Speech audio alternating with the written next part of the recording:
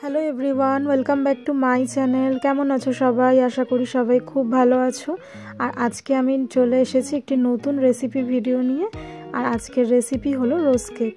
তো আমি এই রোজ কেকের ভিডিও আগেও পোস্ট করেছিলাম, তো অনেকেই তোমরা পরিমাপটা ঠিকঠাক বুঝতে পারছো না, তো আজকে ভালোভাবে তোমাদেরকে বুঝিয়ে দেবো সঠিক পরিমাপ। তো ভিডিওটা প্রথম থেকে শেষ পর্যন্ত দেখতে থাকো। তো প্রথমে আমি এখানে 3টে ডিম নিয়ে নিচ্ছি। আজকে আমি 300 গ্রাম মাপের করব।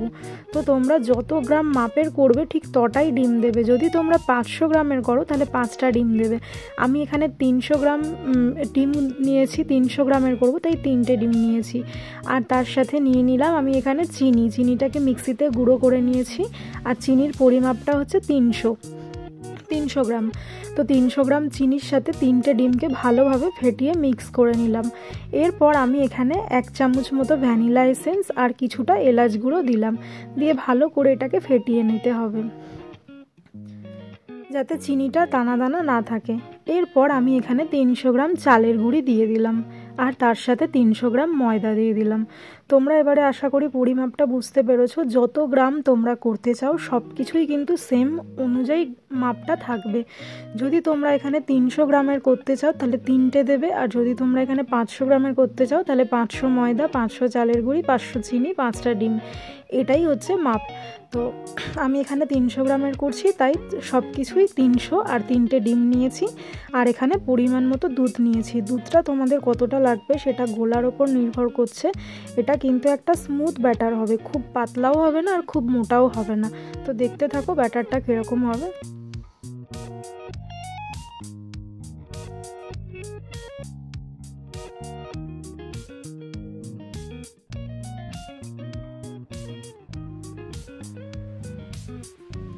ঠিক এরকম স্মুথ একটা ব্যাটার তৈরি করতে হবে, যেটা খুব পাতলাও হবে না আর খুব মোটাও হবে না। দেখো ঠিক এরকম। তো এখানে আমি নিয়ে নিয়েছি 2টো ছাঁচা, এগুলোকে রোজ কেক ছাঁচা বলে। এগুলো তোমরা মেলাতে পেয়ে যাবে। তো এইটা দিয়েই করতে হবে, এটা ছাড়া কিন্তু ওটা হবে না। তো দেখে নাও ভালো করে এই ছাঁচাগুলো। তো এটাকে এবার আমি ভাজবো। তো এবার কড়াই তেল দিয়ে দিয়েছি, তেলটা আমার গরম হয়ে গেছে। তো এবার আমি রোজ কেকগুলো ছাড়বো। তো দেখো কিভাবে ছাড়ছি, পুরোটা কিন্তু ডোবাচ্ছি না, হালকা করে জাস্ট অর্ধেকটা ডুবিয়ে আমি কিন্তু ছেড়ে দিলাম। আর এগুলোকে কিন্তু তেলের মধ্যে এইভাবেই ডুবিয়ে রাখতে হবে, যাতে গরম হলে এটা ওই ব্যাটারটাকে যাতে টেনে নিতে পারে। এগুলো কিন্তু ঠান্ডা অবস্থায় কিন্তু এটা চিপকাবে না এর গায়ে। তো এগুলোকে তেলের মধ্যে এরকম ডুবিয়ে তারপর ওই ব্যাটারের মধ্যে দিয়ে একটা একটা করে ছাড়তে হবে। আমি যেভাবে করছি তোমরাও ঠিক এইভাবে করবে, তাহলে একদম পারফেক্ট হবে। তো দেখে নাও আমি কিভাবে করছি, আবার তোমাদেরকে দেখিয়ে দিলাম।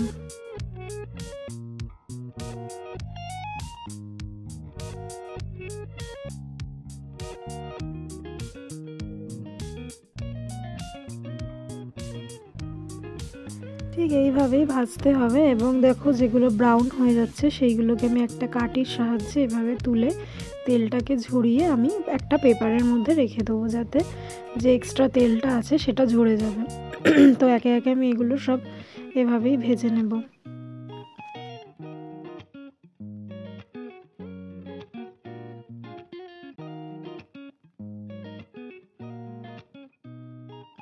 আমি তোমাদেরকে আরেকবার ভালোভাবে দেখিয়ে দিচ্ছি ছাঁচাটা কীরকমভাবে ব্যাটারে চোবাতে হবে।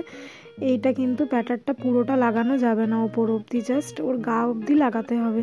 পুরোটা লাগালে কিন্তু ওটা ধরে গেলে আর ছাড়বে না ছাঁচা থেকে, ছাঁচার মধ্যেই ব্যাটারটা আটকে থাকবে, খুলবে না।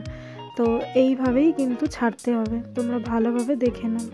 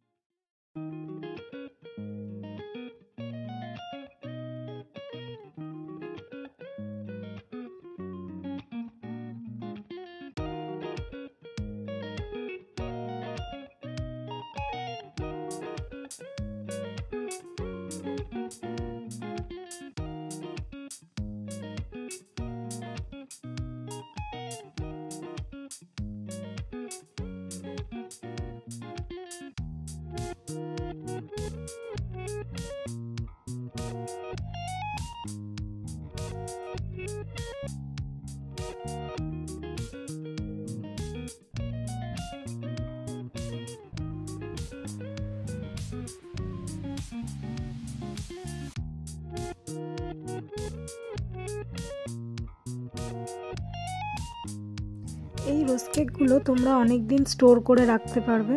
এগুলোকে হয়ে যাওয়ার পরে একটা পেপারে রেখে ঠান্ডা করে কৌটোর মধ্যে ভরে রাখলে কিন্তু অনেক দিন থাকবে। গরম অবস্থায় কিন্তু একদম কৌটোয় ঢোকাবে না, তাহলে কিন্তু নিমড়ে যাবে, মচমচে ভাবটা থাকবে না। এটাকে পুরো একদম সম্পূর্ণ ঠান্ডা করে তবেই কিন্তু রাখতে হবে।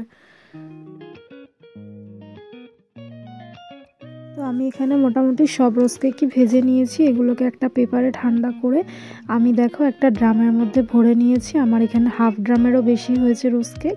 তো তোমরাও বাড়িতে এভাবে বানিয়ে রাখতে পারো, খেতে কিন্তু দারুণ হয়। আর ভিডিওটা কেমন লাগলো অবশ্যই কমেন্টে জানিও।